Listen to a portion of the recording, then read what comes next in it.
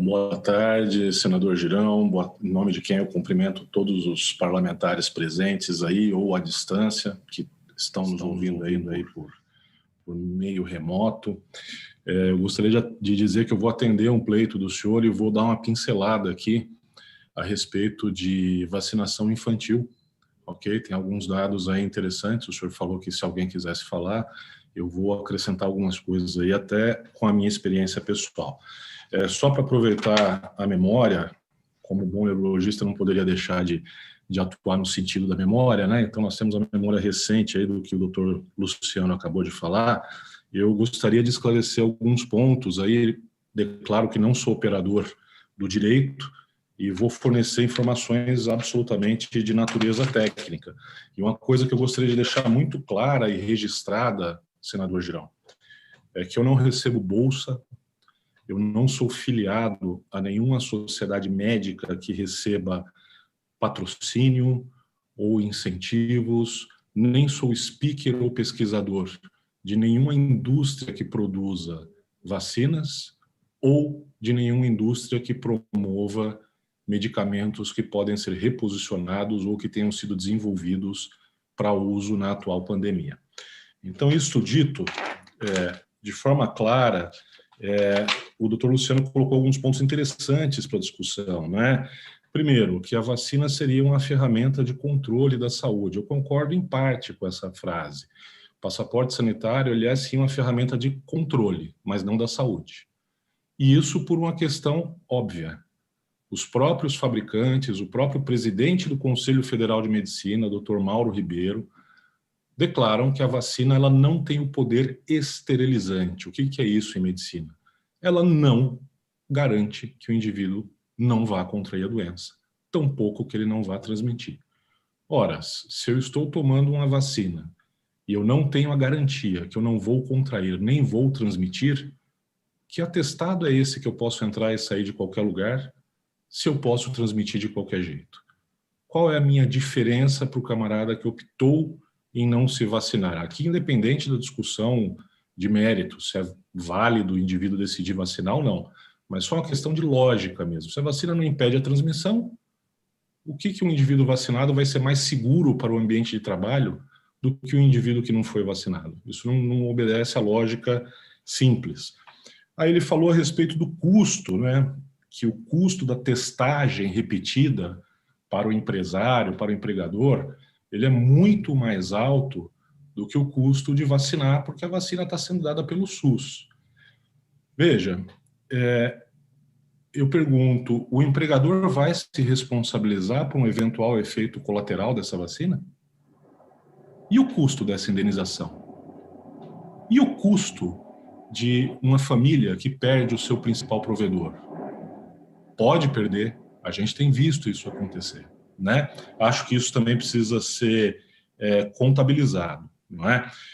A gente tem, além disso, outras medidas que são tão mais eficientes para mitigar o risco de contágio do que a própria vacinação.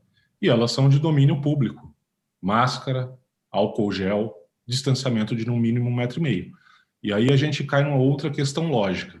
Se essas medidas não são eficazes, e a vacina sim é o que é eficaz, então por que os vacinados continuam tendo que usar máscara? Por que os vacinados continuam tendo que manter 1,5 metro de distância? Então não tem cabimento. Óbvio, tem que continuar usando máscara, tem que continuar usando álcool gel, por quê? Porque as vacinas não são esterilizantes. Então, isso não admite uma terceira hipótese. Só se tem que continuar usando porque as vacinas não são esterilizantes. Então, sendo assim, não tem cabimento se exigir um passaporte sanitário para entrar no ambiente de trabalho ou em qualquer lugar que seja. Tá? O outro ponto que ele trouxe é uma desinformação, na verdade, não é uma informação que tem circulado na imprensa. Essa história de que a maior parte dos infectados e que estão internados em hospitais ou UTI são indivíduos que não têm o esquema vacinal ou que não são vacinados. Espera um pouquinho. Não são vacinados segundo o critério de quem? Ah, não, porque eles não têm a terceira dose. Sei, mas isso agora é um critério. Quer dizer que eu posso hoje ter a terceira dose e amanhã falarem que são 4 e eu também vou ser não vacinado. O dado importante é os indivíduos internados em UTI, aqueles que não têm dose nenhuma de vacina, pasme, senador, são a minoria. Respondem a menos de 20% dos internados de UTI. Esta é a informação concreta, esta é a informação que pode ser extraída, inclusive das matérias que saíram na imprensa. Basta ler com cuidado, interpretar com cuidado. Ok? Além disso, estamos com a cepa circulante no Brasil, responsável por mais de 96% dos novos casos, cujo índice de letalidade é de 0,31%. 0,31%. Então, nós não estamos falando de uma doença que é como o ebola, altamente letal, ou que pode sobrecarregar o sistema de saúde, porque efetivamente isso não está acontecendo e nós já estamos na descendente dessa nova curva. Então, eu não entendo realmente por que essa sanha em vacinar todo mundo.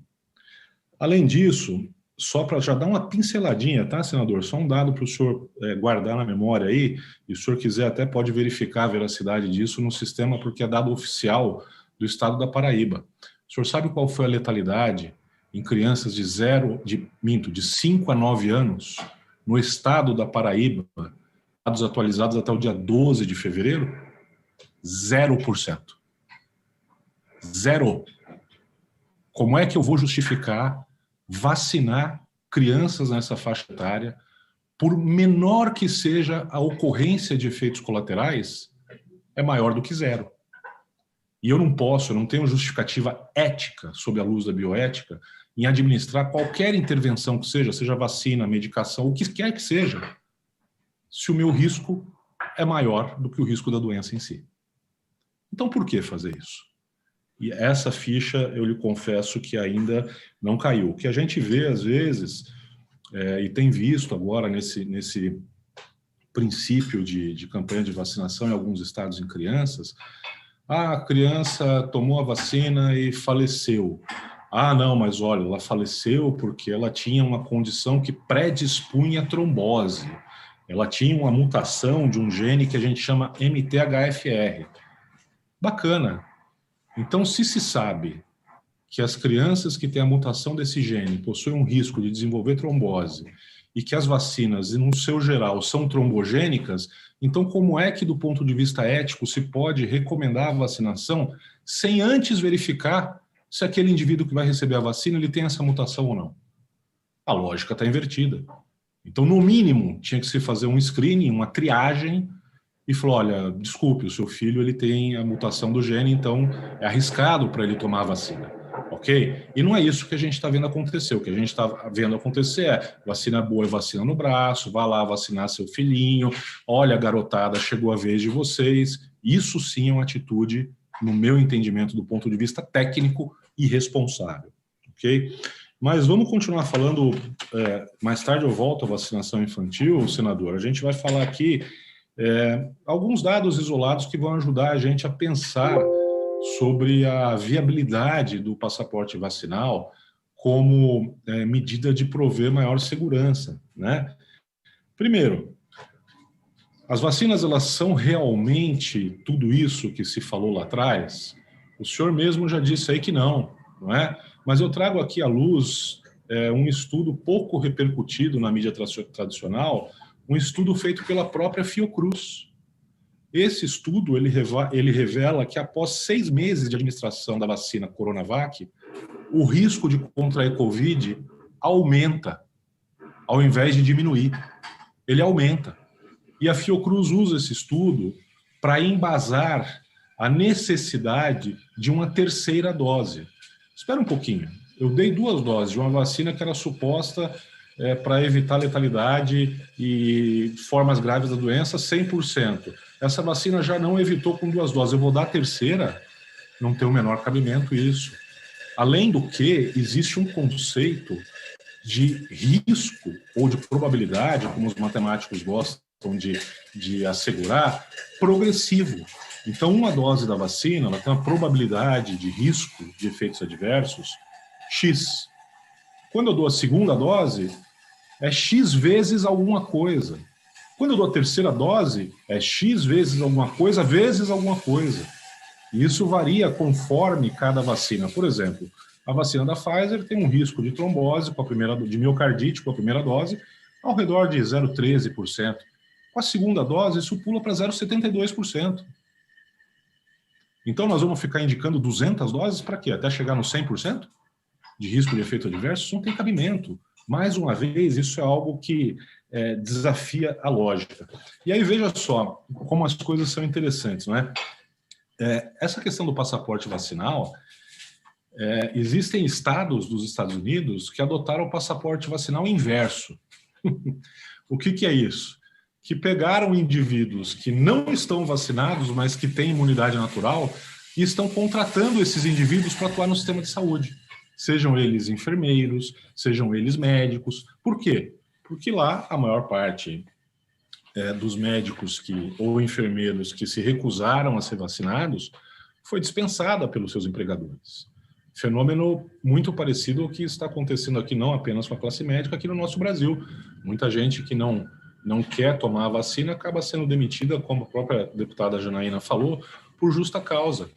E aí o que isso acarretou lá nos Estados Unidos? Escassez de mão de obra, e estão contratando essas pessoas novamente, as que tiveram infecção prévia, preferencialmente, e olha que surpresa, não aumentou o índice de infecção dessas pessoas. Pelo contrário, a gente tem alguns artigos aí na literatura, artigos bons, já comprovando que quem teve a infecção previamente tem uma imunidade mais robusta do que quem foi simplesmente vacinado. Isso por quê? Porque quem teve a infecção, senador, é exposto à totalidade do vírus. A proteína spike, que é o principal alvo das vacinas de RNA, não é? As vacinas de RNA produzem a proteína spike no organismo e, com isso, ajudam o sistema imunológico a encontrar essa proteína e combatê-la. O problema é que as mutações mudam substancialmente essa proteína spike e, com isso, reduzem a capacidade do sistema imunológico em reconhecer esse agressor. Quem teve a doença não enfrentou só a proteína spike, enfrentou a proteína spike e mais 24 proteínas que o vírus produz.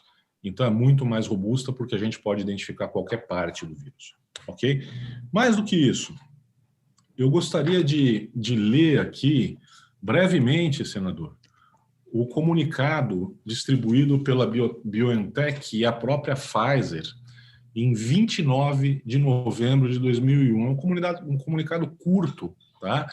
Mas onde ele fala sobre informações importantes de segurança, dentre elas, que não devem tomar a vacina aqueles que forem imunocomprometidos ou que estiverem tomando algum medicamento que afete o sistema imune. Mais do que isso, além de dizer que a vacina pode não oferecer proteção para todas as pessoas, eles colocam ali que dados sobre a administração desta vacina concomitantemente a outras vacinas não foram submetidos ao FDA para análise. Ou seja, qual vai ser o comportamento da vacina Pfizer com outras vacinas presentes no nosso PNI? Ela aumenta a efetividade das vacinas? Ela não tem influência nenhuma? Ela diminui a efetividade? Eu não sei. Pode ser que seja um efeito benéfico, mas o mais justo de se dizer é: nós não sabemos. E isso tem que ser dito para o indivíduo que está considerando a vacinação, principalmente das crianças, não é? Mais do que isso, né?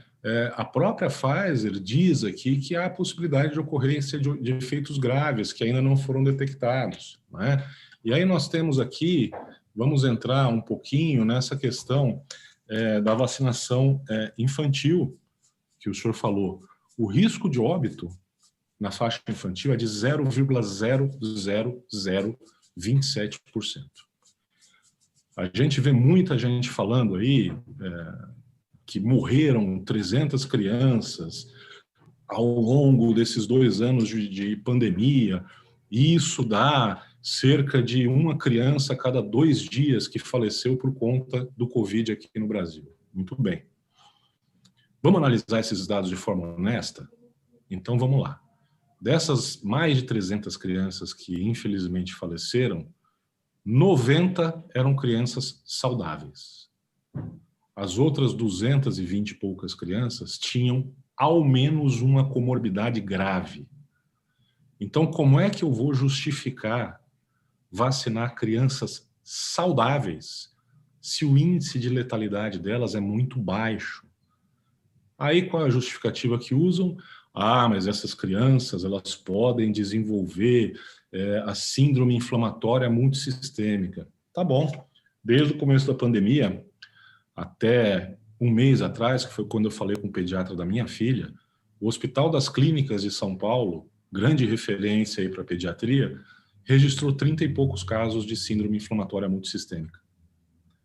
De novo, estatisticamente isso não dá amparo para se recomendar uma campanha de vacinação nacional, não é? Terceiro, não, mas o risco, na verdade, aí é das crianças terem o Covid longo.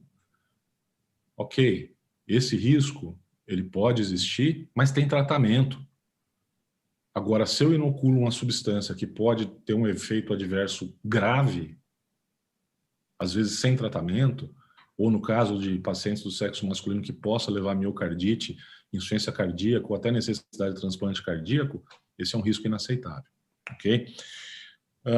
Além de tudo isso que a gente está falando aqui sobre a vacinação infantil, senador Girão, resta a minha missão aí de ressaltar um evento que aconteceu recentemente. A própria fabricante, Pfizer, solicitou ao FDA que adiasse a análise do seu pedido de vacinação para crianças abaixo de 2 anos. Por quê? Porque, segundo ela, os dados que ela tem são insuficientes para dar amparo a isso com 2 doses em concentração reduzida e que eles estão avaliando a 3ª dose já para crianças entre 6 meses e 2 anos de idade. Veja, se nem a posologia está estabelecida, isso para mim tem um nome, configura experimental. Ainda estamos em fase experimental. Haja vista não se ter certeza nem sobre qual é o melhor esquema posológico a ser administrado nessa faixa etária. Então, veja, esse conjunto de dados associado à menor gravidade da cepa Ômicron, associado a uma baixa letalidade em crianças, associado a dados como, por exemplo, da Paraíba, que mostram 0% de óbito, levantam aí sérias dúvidas a respeito da necessidade da vacinação nessa faixa etária. Veja, a minha posição isso deve estar disponível. O governo ele tem que disponibilizar. E os pais, se cientes de todas essas ressalvas, ainda assim se sentem mais tranquilos em vacinar seus filhos, que lhes seja dada a liberdade de assim prosseguir. Agora, não faz sentido, pelo menos do ponto de vista técnico, obrigar as crianças a serem vacinadas, ou pior, fazer como muitas escolas estão fazendo, de condicionar o acesso das crianças à escola com base nesse status vacinal. Até onde eu conversei com o Dr. Mauro Ribeiro, presidente do Conselho Federal de Medicina, o CFM também se manifesta contrário ao passaporte sanitário. Por quê? Justamente porque as vacinas não são esterilizantes e pelos pontos que nós já levantamos aqui. Então, o órgão máximo da medicina no Brasil também se manifesta contrariamente nesse sentido. Okay? Gostaria de falar ainda sobre o Pfizer-Gate e sobre uma proposta, senador, que eu acho que as casas legislativas poderiam encampar. O Pfizer-Gate, só para quem não se lembra, em novembro do ano passado surgiu um delator que era um funcionário de uma das empresas contratadas pela Pfizer para fazer a administração de vacinas nos Estados Unidos, durante a fase de pesquisa. E ele referiu o quê? Ele referiu que o tal cegamento do estudo, ou seja, quem administra o fármaco não sabe se está administrando vacina ou se está administrando placebo, ele não foi feito em pelo menos 1.000 pacientes do estudo, comprometendo de forma gravíssima a segurança nos resultados que foram publicados. Isso foi publicado numa revista que se chama British Medical Journal e está à disposição de qualquer um que fizer a mínima pesquisa aí na internet, e isso ensejou até ainda não concluídas outras investigações. Eu gostaria, por fim, senador, de lhe fazer uma solicitação de avaliação, ou para o Senado, ou por iniciativa da Câmara Federal, já que há tantas dúvidas a respeito da causa da letalidade pós-vacinal em muitos indivíduos que são acometidos por morte súbita, por que não determinar que nesses casos de dúvida, se a morte súbita se deveu à vacina ou não, seja obrigatoriamente feita uma autópsia para esclarecer exatamente a causa mortes? Porque simplesmente escrever que foi morte súbita e mandar incinerar o corpo e não dar direito ao velório à família é muito simples, né? Eu acho que o mais adequado para dirimir a dúvida científica seria justamente a gente proceder a um exame que não falha, que é o exame necroscópico. Aí sim a gente poderia dizer se houve realmente influência vacinal ou se não houve influência vacinal. Dessa forma, eu acho que resta muito claro que não há segurança nenhuma em se exigir um passaporte para restringir ou permitir o acesso de uma pessoa ou outra a qualquer ambiente, seja ambiente de trabalho, seja ambiente de escola, seja ambiente de lazer, haja vista as vacinas já terem demonstrado claramente sua falha na transmissão. E há dados de vida real que dão suporte a essa minha conclusão. Exemplo, cruzeiros só para vacinados, surto de Covid dentro desses cruzeiros. Exemplo, comitiva do presidente da República à ONU, onde o ministro da Saúde vacinado contraiu a doença.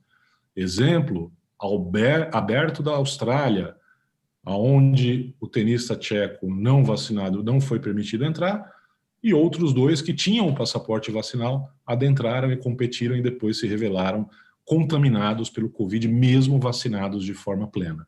Então, os exemplos aqui eu poderia ficar a tarde inteira dando exemplos e mais exemplos e mais exemplos, mas eu sei que o tempo é limitado e eu tenho certeza que os outros debatedores têm informações de muito mais peso a serem acrescentadas. Eu agradeço mais uma vez a oportunidade e permaneço aí até às 13 horas à disposição para eventuais perguntas. Muito obrigado.